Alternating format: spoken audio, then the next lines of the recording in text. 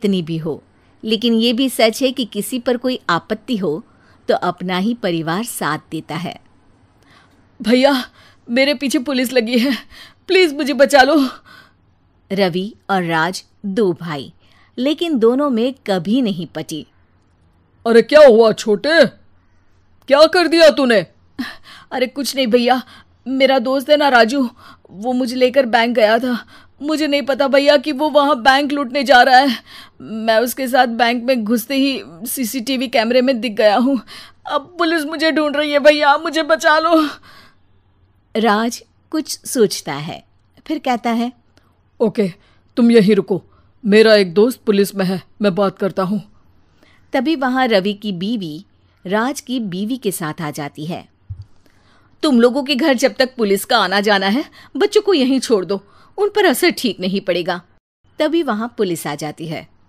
चलो चलो, कौन है रवि, थाने चलो।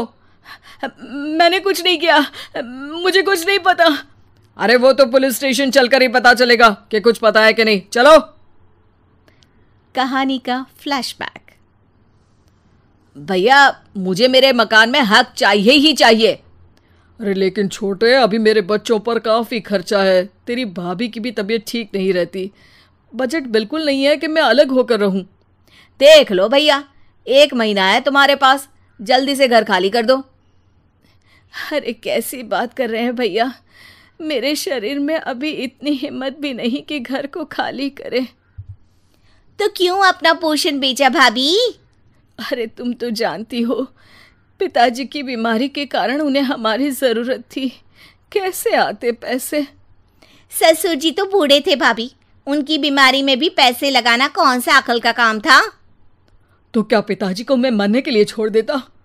अरे रवि, तू तो समझ, पापा को हमारी ज़रूरत थी, उन्होंने हमारे लिए हर वो काम किया जिससे हमें खुशी मिले।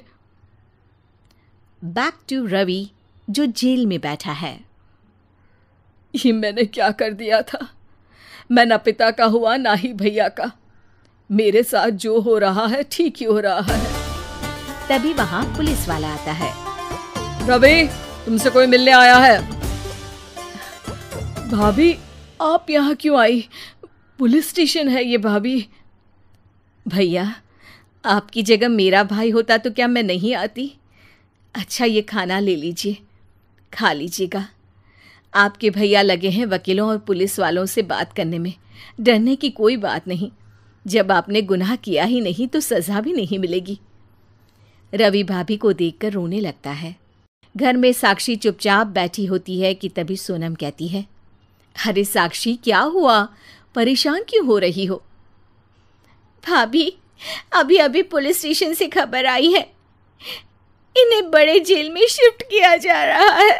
मैं क्या करूंगी भाभी? रो मत, हम अच्छे से अच्छा वकील करेंगे।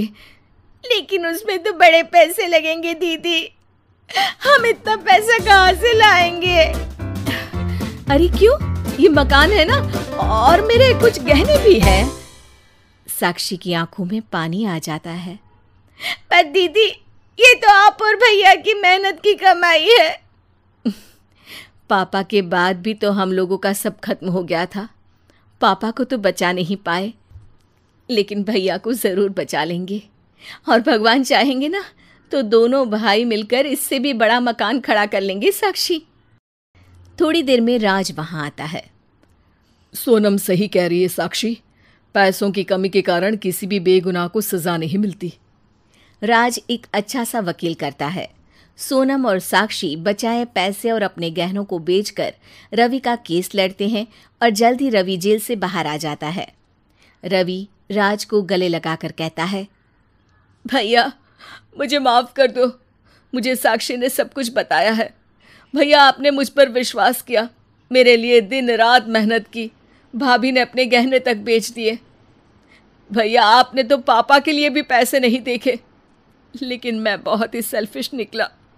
भैया, एक आखिरी बार मुझे माफ़ कर दो, मैं शर्मिंदा हूँ। अरे भाई, अपने तो अपने ही होते हैं। जल्दी जल्दी हाथ चलाओ, रोज ऑफिस में देर पहुंचता हूँ तुम्हारे कारण। लेकिन आपका सारा खाना पैक और तैयार भी है। अरे जबान जितनी चलाती हो उतना अगर हाथ चलाती ना तो शायद घर को अच्छे से मैनेज कर पाती। क्या मतलब है? क्या नहीं मिला आपको? मोजे मोजे कौन देगा? ममता भागकर पति को मोजे देती है। वो हर किसी का ख्याल रखती, लेकिन उसके घर में रोज का रोना लगा रहता। अरे माँ, आज स्कूल में टीचर ने मुझे फीस के लिए डांटा। माँ, मुझे अच्छा नहीं लगता कि स्कूल में फीस के पैसों के लिए मुझे कोई भी बात सुनाए। अरे पर बेटा, ये तो पापा करते हैं ना, सारा ऑनलाइन। मुझे तो इसकी जानकारी भी नहीं है। हाँ हाँ, बना लो बच्चों के सामने मुझे बुरा। अरे करता तो मैं ही हूँ, माना, लेकिन मुझे कोई सपना थोड़ी ना आएगा कि बच्चों की फीस जमा करनी है। अरे बताओगी तो तुम ही ना। ममता की अब ये आदत में शुमार हो चुका था। वो हमेशा हर बात के लिए खुद को ही दोषी मानती। एक दिन वो पड़ोस की दोस्त से कहती है, समझ नहीं आता यार, मैं इतनी डम कैसे हो सकती हूँ। बात तो सही भी है ना। अब पति बेचारा नौकरी करे, पैसे कमाए, या फिर ये देखे कि बच्चों की फीस का वक्त है। क्या करूँ यार। पता नहीं, मेरे पति तो सारा काम खुद ही करते हैं। वो तो कहते हैं कि तुम थक जाती होगी, सारा दिन घर बाहर बच्चे। तो अच्छा, ऐसे भी पति होते हैं क्या? अरे क्या बात कर रही है? भाई साहब कभी तुझे किसी बात के लिए सुनाते नहीं? किसने कहा नहीं सुनाते? अरे ये पति चीज ही ऐसी होती है कि बिना पत्नी को सुनाए उन्हें चैन की नींद कहाँ आती है। तो तू भी परेशान रहती होगी कि कैसे, क्या, कब भूल गई। अरे वो तो मुझे बस इस बात के लिए ताना देते हैं कि मैं वक्त पर खाना क्यों नहीं खाती, या पार्लर जाकर अपनी साज सज्जा क्यों नहीं करवाती। पड़ोसन बोल ही रही होती है कि ममता के बेटे की आवाज आती है। अरे माँ, क्या हो गया? लग नहीं रहा कि आज आप मुझे पानी भी देगी। अरे कब से खाने के लिए वेट कर रहा हूँ। अरे यार, मैं चलती हूँ, बेटा खाने के लिए वेट कर रहा है। मैंने उसे खाना भी नहीं दिया। अरे 12वीं में पहुंच चुका है तुम्हारा बेटा, उसे बोलो खुद पानी लिया करे। मैंने तो अपने बच्चों को काम करना सिखाया है। अरे यार, खुद की भी तो कोई लाइफ है। माना जब नहीं कर सकते थे तो किया, लेकिन अब इतने बड़े बच्चों की हर बात मानेंगे तो मुश्किल तो अपने को ही होगी। ममता को पड़ोसन की बात में दम तो लगता है, लेकिन करे क्या, आदत भी तो खुद ही ने डाली थी। ममता घर जाती है कि तभी बेटी आ जाती है।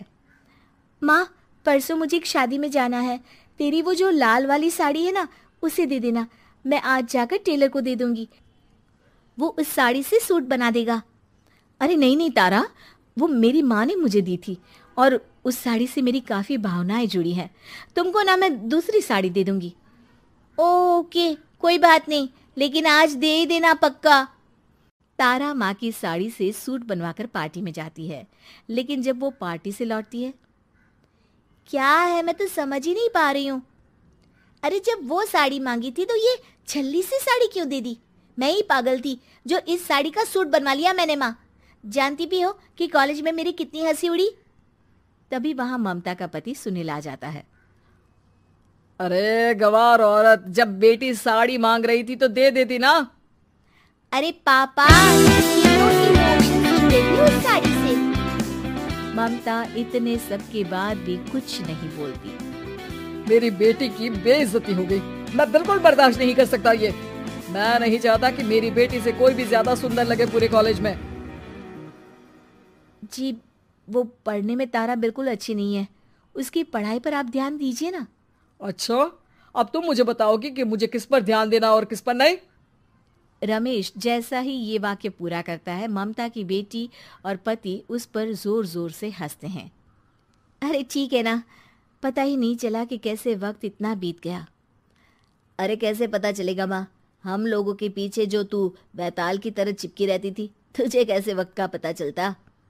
ममता को पहले सास ससुर, फिर पति और बच्चों की तरफ से इस तरीके की बातें सुनकर उसका मन बहुत दुखी रहता था। एक दिन, सुनो ना, बहुत दिनों से कमर के नीचे बहुत दर्द रहता है।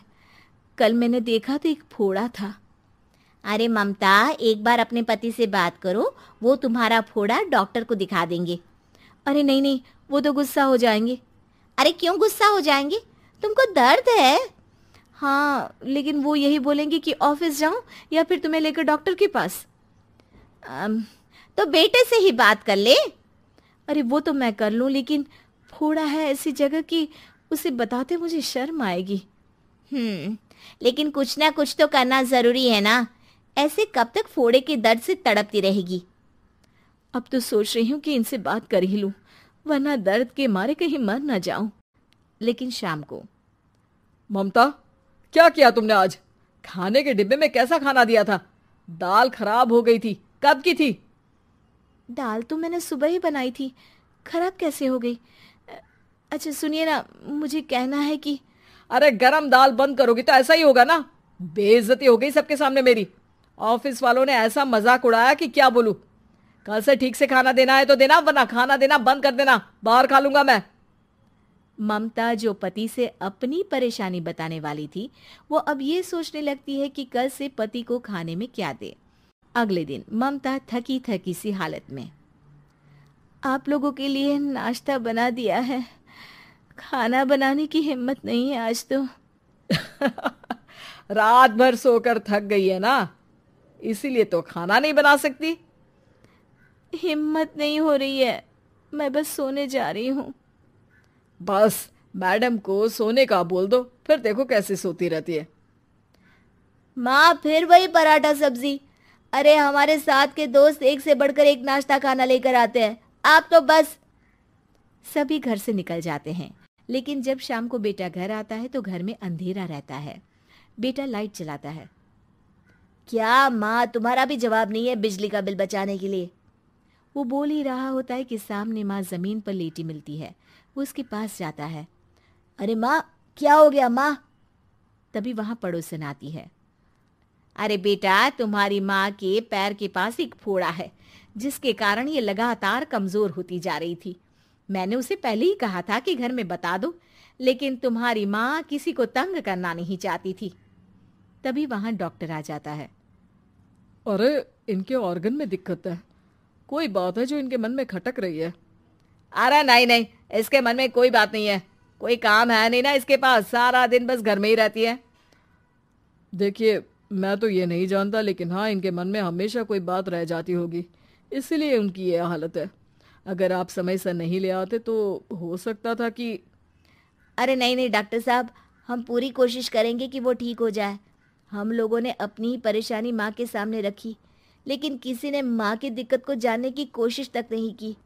हाँ, मैंने भी ममता को हमेशा घरेलू जरूरत से ज्यादा काम का नहीं सोचा था। ममता को होश आता है और वो खुद को अपने बेडरूम में देखती है। वो उठने की कोशिश करती है कि माँ, अब आप नहीं उठेंगी, हम लोग है ना, हम लोग आपको पूरी तरह से खुश रखने की कोशिश करेंगे।